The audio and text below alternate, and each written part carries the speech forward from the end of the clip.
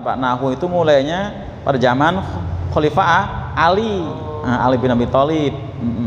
Itu Abu Aswad itu mulai dari situ, mulai baru ada kalimat al-kalamu walafzu. Iya. Seperti itu. Soalnya masalahnya jebolan apa masalah juga kalau kita dibandingkan dengan yang saya lihat ya tadi kayaknya jauh banget gitu. Iya, jadi artinya itu memang bagian para kita untuk menyelami, mendalami, membedah ya isi Quran ya, ada ilmu nahwu, ada sorob ya, ada ilmu badi, ma'ani, mantik, ada ilmu balaghah dan banyak hal ya. Tapi artinya ya itu ilmu produk manusia ya, tidak all round seperti itu. Apalagi dari awalnya itu pakai bahasa Jawa biasanya. Oh iya.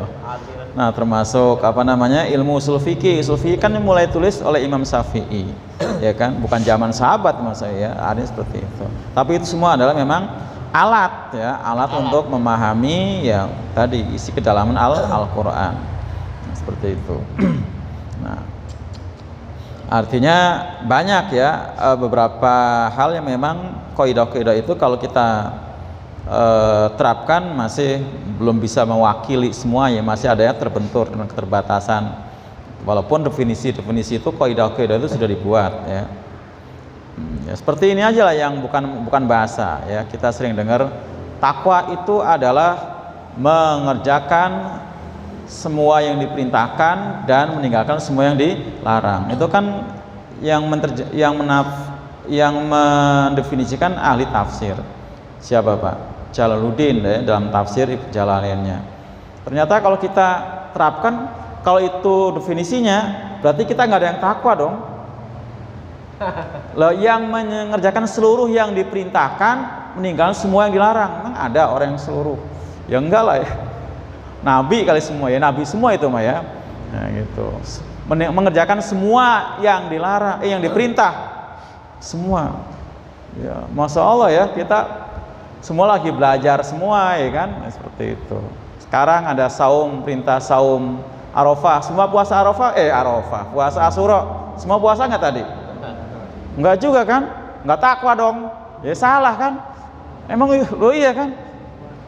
Semua yang diperintahkan nggak bisa juga gitu ya. Itu definisi buatan manusia ya. Meninggalkan semua dilarang. Masya Allah, kita ini kadang-kadang ada aja ya yang dilarang tapi kita langgar dengan sengaja atau tidak sengaja gitu. Tapi ya seperti itu gitu kan. Itu kan takrif definisi buatan ulama gitu, seperti itu. Enggak semuanya benar jadi kan. Semuanya benar. Tapi bukan berarti salah ya. Bukan berarti salah. Nah, makanya banyak definisi-definisi yang biasanya antara satu ulama dengan ulama beda. Mengartikan sabar itu apa, tawakal itu apa, ya kan beda-beda itu kan. Beda-beda. Kalau saya mengartikan sabar itu adalah orang yang mampu menahan nafsu yang bersifat destruktif itu. Ya kan? Beda. Kalau saya baca di kitab Syarah Riyadhus Shalihin Syekh Utsaimin, bukan itu sabar itu. Sabar itu adalah menahan orang yang bisa menahan 3 hal gitu kan, 3 hal. Jadi menahan bukan menahan 3 hal. Sabar secara bahasanya menahan al-nafsu gitu kan. Nah, adapun sabar itu adalah diterapkan dalam 3 hal. Mengamalkan perintah, meninggalkan larangan, dan sabar dalam menerima takdir buruk. Itu kan artinya kan ada yang begitu luas pentakrifannya, ada yang simpel dan sebagainya. Tapi sebenarnya saling menguatkan aja. Itu ya. Itu makanya ini kan kita mengkaji hanya sebatas terjemahan doang kan Pak ya. Bukan kaji kitab Jalalain, nggak ngaji kitab Ibnu Katsir, bukan Al-Maraghi, bukan Fathul Qadir ya kan. Nah, nanti kalau kita kaji khusus kitab Fathul Qadir, nanti ya pembahasannya beda juga dengan Al-Maraghi gitu. Beda juga dengan Ibnu Katsir, beda juga dengan Jalalain, gitu beda gitu. Nah, beda lagi dengan Jilalil Quran. Kalau Jilalil Quran kita itu bacanya Pak dipompa, dipacu semangat untuk berjuang. Beda kan? Beda gitu. Jadi tergantung mufasirnya ya. Baik, jadi ayat tadi berkaitan dengan ayat sebelumnya, di mana jadi sebelumnya disebutkan wa mayabtaghi ghairal islam dinan fala yuqbala minhu. Barang siapa yang mencari selain Islam sebagai agama, sekali-kali tidak akan diterima oleh Allah ya, sekali-kali tidak akan diterima. Yabtaghi ya. Yabtaghi itu di situ ada tambahan ta itu, Pak. Jadi kalau ada ketambahan ta itu menunjukkan ada keterpaksaan, beban, baik itu tenaga, pikiran, bisa juga biaya. Artinya sebenarnya orang yang melakukan mencari agama selain Islam itu bukan orang yang sedang senang sebenarnya. Ada semacam keterpaksaan juga ada, beban juga ada. Kenapa? Karena mereka di luar fitrah. Fitrahnya orang itu dalam Islam. Ya kan, seperti hal lahirnya kan Islam kan? Islam. Fitrahnya dalam Islam. Kok dia hidup di luar Islam? Berarti di luar fitrah. Seperti halnya ikan yang keluar dari air. Kira-kira gimana tuh ikan keluar? Ya paling hidup juga sebentar, dan itu pun sudah menggelepar-gelepar kan? Nah seperti itu. Cuman casingnya aja kita ngelihat kayaknya gitu kan. Begitu dia murtad langsung punya mobil, kira-kira gitu, kira-kira gitu ya, kira-kira. Tapi kalau kita bisa singkat hati nggak ada bahagianya. Ya petagi tadi, ya petagi tadi. Jadi ada pesan dari kebahasaan huruf ta itu, ini kan tambahan taknya. Itu adalah asalkan ya begi, Pak, ya begi yang ada taknya. Nah itu ada pesan bahwa mereka itu ada terpaksa. Ya seperti itu. Terpaksa dalam artian memang berat melaksanakannya, berat juga waktu meninggalkan Islam itu sendiri. Pertimbangan apa biasanya? Pertimbangan jodoh, ekonomi, ya, jabatan, gitu kan? Oh, iya. Atau mungkin juga memang ada presid, ya, ada penekanan. Kalau presid sih bisa masuk ke takiyah sebenarnya kalau dia mau, ya, tekan, paksa, suruh keluar dari Islam, bisa, ya, menggunakan takiyah seperti siapa, Pak? Amr bin Yasir, ya, Amr bin Yasir seperti itu kan? Jadi berat itu. Nah, sekali-kali tidak akan diterima oleh Allah, dan dia termasuk rugi, ya, di akhirat. Ya, wa huwa fil akhirati minal khasirin, dan dia di akhirat termasuk orang-orang yang rugi.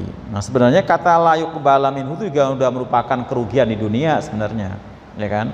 Tapi mungkin ada yang memahami lain, artinya seolah ruginya di akhirat saja, gitu. Padahal sebenarnya tidak. Nah kenapa dipahami seolah rugi di akhirat doang? Karena tadi begitu yang murtad kayaknya dia sukses materi dunianya, gitu kan, seperti itu. Nah yang udah seperti ini, ya, kaifa yahdillahu qauman kafaru ba'da imanihim wa syahidu anna rasulullah haqqun wa ja'ahumul bayyinat. Jadi sepertinya kayaknya nggak mungkin sepertinya gitu ya, bahwa Allah akan memberikan petunjuk pada suatu kaum yang memang dia kafir setelah iman, dan syahidu benar-benar menyaksikan bahwa nabi itu adalah hak, utusan Allah, gitu ya, utusan Allah. Karena memang benar-benar mereka itu kafirnya dalam kesadarannya, wasyahidu tadi, dalam kesadarannya memang udah sadar betul, dan telah datang pada mereka penjelasan, artinya nggak kurang-kurangnya apa, bukti-bukti yang nyata, bukti kerasulan, bukti bahwa Islam ini agama yang hak, bukti bahwa ini adalah memang dari Allah. Nah itu sudah nggak kurang-kurang. Apa kurang bukti apa, gitu ya, seperti itu. Artinya dari segi mujizat saja mereka tidak bisa membantah tentang kebenaran Al-Quran. Nah ini mujizat belum mujizat Nabi yang lain. Itu. Jadi mereka tidak bisa membantah. Nah, jadi akhirnya wallahu la yahdil qaumaz zalimin. Allah tidak akan memberikan petunjuk kepada orang-orang yang zalim. Jadi kategorinya orang murtad itu zalim, menganiaya diri mereka sendiri. Kenapa disebut menganiaya diri mereka sendiri? Karena tidak ada yang dirugikan, ya. Artinya Allah nggak rugi, apalagi Allah, gitu ya. Nah, kalaupun dia misalnya ingin mengecewakan orang lain, apa juga untungnya kita, gitu ya. Ketika orang lain itu murtad, Pak, apa ruginya kita juga kan? Kita juga nggak rugi kan? Kita juga nggak rugi, gitu ya. Karena juga kita tidak boleh memaksa orang lain, ya, kehendak orang lain untuk sama dengan kita dalam masalah akidah. Itu ada lakum dinukum waliyadin, ada walana amaluna walakum amalukum, ya kan? Gitu. Bagimu agamamu, bagiku agamaku, bagi kami amalku, bagi kamu amal kamu, gitu. Jadi artinya kita pun juga nggak merasa dirugikan ya dengan murtadnya orang-orang yang murtad atau dengan membelotnya orang-orang yang membelot, gitu ya. Itu. Dan ini pernah terjadi ya pada zaman Nabi ya, termasuk orang-orang munafik itu, walaupun mereka nggak murtad, munafik itu ya sama dengan orang kafir juga, membelot dari arahan Nabi untuk sama-sama berjuang menghadapi orang kafir di medan Uhud, mereka ya, tapi juga Nabi nggak merasa dirugikan. Nah, seperti itu. Jadi tidak mengurangi kemuliaan Allah, kekuatan Allah, ya, tidak juga mengurangi atau menjatuhkan kemaha kuasaan Allah SWT sebagai raja langit dan bumi, raja dunia akhirat, tidak. Ulaika mereka itu jazaohum balasan mereka anna alaihim laknatullahi wal malaikati wan nasi ajmain. Jadi balasan bagi mereka ya adalah kutukan Allah ya, dan kutukan para malaikat. Para malaikat mengutuk semua. Kebayangkan Pak ya, dalam kutukan Allah dan para malaikat plus dengan wan nasi ajmain, semua manusia pun mengutuknya. Di sini ada penjelasan ya, dari mufasir, selagi di dunia memang tadi Allah mengutuk, para malaikat mengutuk, manusia juga mengutuk, tapi bukan manusia yang seakidah dengan mereka, yang sama-sama kafirnya. Kenapa? Karena kalau sama kafirnya kan mereka justru saling tolong menolong, saling cinta mencintai, bahu membahu, ya kan? Walladzina kafaru ba'duhum auliya'u ba'din, kata Allah. Dan orang-orang kafir itu mereka saling membahu satu sama lain dengan mereka. Jadi bukan saling mengutuk, tapi nanti terjadi saling mengutuk ya, antara sama mereka di akhirat. Nah, di akhirat. Nah, kalau di akhirat bukan sesama mereka saja, termasuk kita orang-orang beriman yang masuk surga akan mengutuk mereka seperti itu. Semua ini naudzubillahi min dzalik. Khalidina fiha, artinya ketika mereka dikutuk di akhirat, di nerakanya Allah itu keadaannya kekal, nggak ada batas akhirnya. La yukhaffafu, tidak akan diringankan, berarti semakin lama semakin kemari semakin tambah berat, semakin berat. Jadi enggak ada pengurangan. La yukhaffafu anhum, ya. Jadi enggak diringankan. Apa yang enggak diringankan? Al adzabu, azabnya semakin keras, semakin keras. Nah, karena ketika disiksa aja orang sudah lemah, ditambah siksa lagi ya pasti tambah lemah, gitu kan? Seperti itu. Dan seterusnya. Apalagi nanti ada tuntutan-tuntutan dari teman-temannya. Ya Allah, lipat gandakan siksaannya. Ada seperti itu nanti sama mereka. Itu ada. Jadi, nah utamanya tuntutan dari apa? Bawahannya yang disesatkan. Kalau penguasanya zolim, ya. Jadi penguasa yang zolim, nah, kemudian dia mengajak para rakyatnya, umatnya untuk berbuat zolim dan diikuti sama rakyatnya.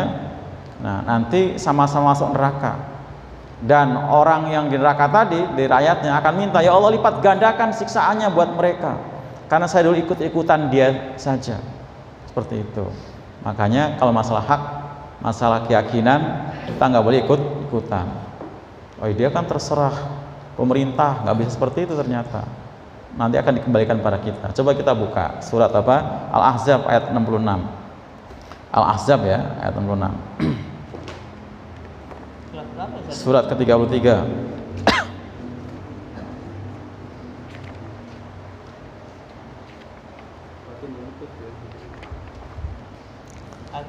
Ayat 33. 36 ya, ayat 30. Oh, bukan. Salah. Ayat 66, salah, 66 ya, ayat 66. 66 sampai 68 kita baca ayo. 66 ya. Surat Al-Ahzab, surat 33. Yauma tuqallabu ya. A'udzu billahi minasyaitonir rajim. Bismillahirrahmanirrahim. Yauma tuqallabu wujuhuhum fin nari yaquluna ya laitana ata'na Allah wa ata'na rasula wa qalu rabbana inna ata'na sadatana wa kubara'ana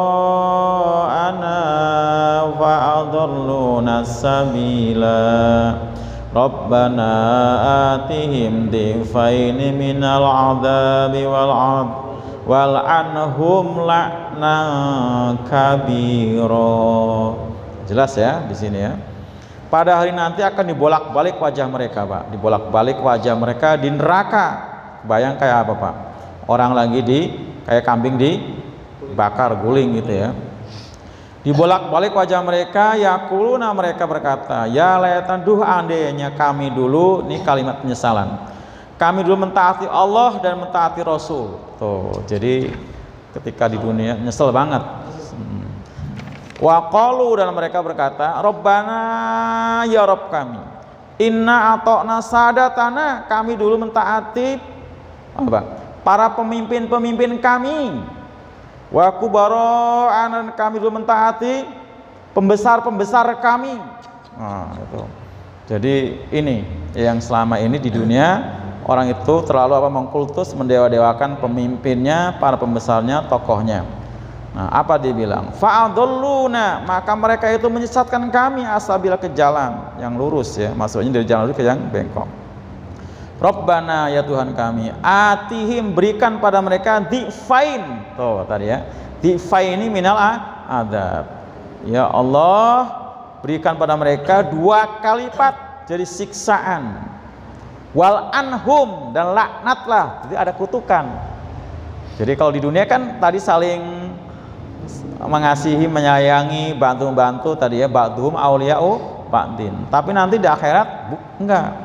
Wal anhum, ya Allah kutuk mereka, laknan dengan kutukan kabiron yang besar gitu ya. Jadi terjadi seperti itu. Nah, ini penyesalan ya buat orang-orang yang mengikuti para pembesarnya, para pemimpinnya tanpa ada filter dari Quran dan Sunnah, disutat sama Allah dan Rasul yang mutlak, taatnya pada yang lain, padahal mereka menyesatkan. Makanya taat selain pada Allah dan Rasul itu bersyarat ya, bersyarat, nggak mutlak. Syaratnya apa? Selagi pemimpin itu memerintahkan pada yang hak, ada taat. Kata Nabi la ta'ata illa fil ma'ruf, tidak ketaatan itu dalam hal yang baik gitu ya. Ini akan menyesal seandainya dulu kami taat pada Allah dan Rasul, nah gitu ya, bukan taat pada tadi sadatana wa kubara'ana. Ya Tuhan kami dulu kami mentaati pemimpin-pemimpin kami belum taati pembesar-pembesar kami. Nah, ternyata mereka adalah sebenarnya menyesatkan. Fa'adalluna, mereka menyesatkan kami dari jalan Allah yang lurus ya. Nah, kecuali ilal ladzina tabu, orang yang bertobat tadi ya, kecuali orang-orang yang bertobat. Ya, kembali. Nah, bentar. Ini yang tanda ini 2 menurut. Oh ya, tanda yang 2 ya, itu yang bulat. Ada 2 ini 2 dari yang bulatan. Itu namanya apa? Sifrun mustatil ya, sifrun mustatil.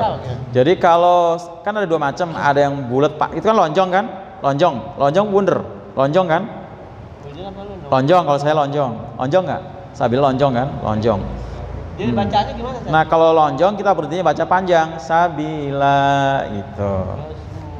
Rasulah tuh kalau lonjong. Sifrun mustatil itu artinya panjang lonjong. Dia adanya di ujung ayat. Nah, mau ujung aja atau enggak, mesti di tengah juga bisa ada. Kayak wala ana abiduma kan, wala ana kan itu juga ada ya.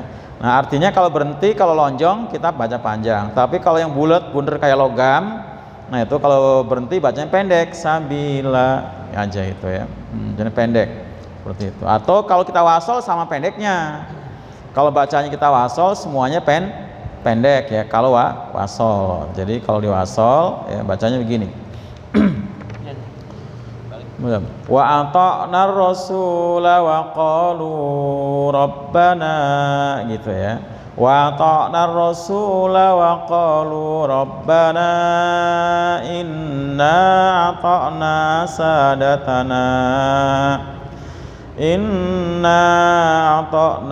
sadatana wa kubara'ana fa'adalluna as-sabila rabbana gitu ya. Jadi baca pendek kalau kita lanjut. Jadi sama dengan ketika bundernya. Itu ada dua macam ya. Ada yang shifrun mustatil kayak ini lonjong, ada yang mustadir. Nah itu bulat bunder kayak logam. Nah kalau gitu pendek semua.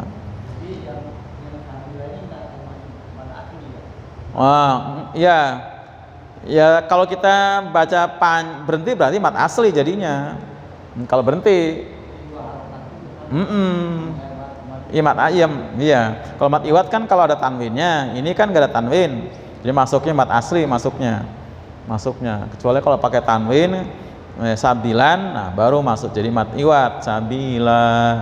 Jadi di sini bukan iwat ya, tapi jadi mat asli, mat tobi'i, karena nggak ada tanwinnya. Itu. Nah, di bawahnya tuh laknang kabiro ya kan? Itu mat iwat namanya. Mat iwat bawahnya. Iwat itu pengganti ya, pengganti tanwin. Nah, itu pengganti tanwin. Itu ya. Nah, jadi tadi ilal ladzina tabu, kecuali orang-orang yang bertobat ya selagi di dunianya ya. Jadi nggak keburu mati keduluan tobat gitu ya. Nggak keburu mati keduluan tobat. Nah kalau bertobat, nah tobat harus apa? Memenuhi rukun tobatnya harus lengkap. Berapa Pak rukun tobat kalau salahnya kayak ini kepada Allah? Kan nggak sebanyak kalau salahnya pada manusia. 3 ya. Pertama berhenti. Nah berhenti itu berarti masuk Islam, berhenti kafir kan. Kedua menyesal. Jadi jangan sampai kekafirannya jadikan sebagai kebanggaan, karena memang ada sudah tobat tapi masih bangga gitu, bangga waktu dia masih jadi penjahat, ada gitu kan, wah dulu mah gitu ya, nggak boleh ya, itu sesal, kalau dikubur aja tuh, nggak usah cerita-ceritain, nggak boleh. Kalau cerita-ceritain nanti takutnya masuk pada apa, orang yang mujahir ya, mujahir kan dikecam ya, mujahir. Dan yang ketiga adalah memperbaiki tadi ya, memperbaiki. Nah, memperbaiki wa aslahu tadi ya, wa aslahu diperbaiki. Jadi semua perbuatan buruknya diganti dengan kebaikan ya. Jadi termasuk tadi ya, yang ketika kafir dia tadinya memusuhi, sekarang berarti menyayangi orang beriman dan memusuhi orang kafir. Nah, seperti itu. Yang tadinya mengorbankan harta untuk musuh orang beriman, sekarang mengorbankan harta untuk berjuang. Nah, berarti aslahu, perbaikan. Termasuk tadi sholatnya, puasanya. Artinya jangan cukup dengan puasa Ramadan saja, gitu kan? Tambahkan puasa sunnah. Jangan cukup dengan 5 waktu, tambah paling tidak 1 atau 2 waktu, jadi 7 waktu. Nah, seperti itu namanya aslahu. Plus dengan apa? Sunnah-sunnah yang lain, itu ya. Nah, ini harus dipenuhi rukun syarat tobat. Nah, kalau bertobat sebanyak dan sebesar apapun dosanya pasti diampuni, pasti diampuni, gitu ya, pasti diampuni. Karena ketika orang bertobat itu, bahkan tadi keterangan yang saya baca dalam sebuah tafsir bahwa Imam Syafi'i itu berpendapat seperti itu. Kalau orang itu murtad kemudian bertobat, waktu murtad dosanya sudah dihapus, ya, diganti dengan apa, dosa yang sangat besar, kok tobat, dosa yang dihapus tadi dikembalikan lagi. Loh, kalau dalam surah Al-Furqan malah dosanya diganti dengan kebaikan, kan? Surah Al-Furqan jelas, dosanya yang banyak diganti dengan kebaikan yang banyak, pahala yang banyak. Kalau dia sudah tobat tadi ya, tobat. Tentunya tobat yang benar-benar tobatan nasuha, gitu ya. Jadi bukan tobat yang main-main ya, main-main. tobat sambal. Nah itu. Selagi pedas berhenti, kalau udah nggak pedas makan lagi. Nanti begitu tobat masuk Islam, sakit nggak sembuh-sembuh, nah, balik lagi dah gitu ya. Ada yang seperti itu, yang pernah saya ngalamin, bukan ngalamin artinya cerita langsung orang bersangkutan. Nah, tadi emang kafir ya kan, kafir masuk Islam, nikah sama orang laki-laki Muslim. Nah sakit mata, ini orang sini Pak di seberang Kalijodo sana Pak. Jalan Setiabudi itu apa ya situ ya? Sinar Budi ya, Sinar Budi. Di situ. Karena saya ngurusin juga. Nah, akhirnya sakit mata nggak sembuh-sembuh, padahal tuh mertuanya juga dokter. Akhirnya ke gereja sembuh, murtad dia. Gereja sembuh. Bisa gitu ya? Bisa aja. Dan seterusnya ya, ceritanya panjang. Ya, baik, cukup gitu aja. Waalaikumsalam warahmatullahi wabarakatuh. Waalaikumsalam.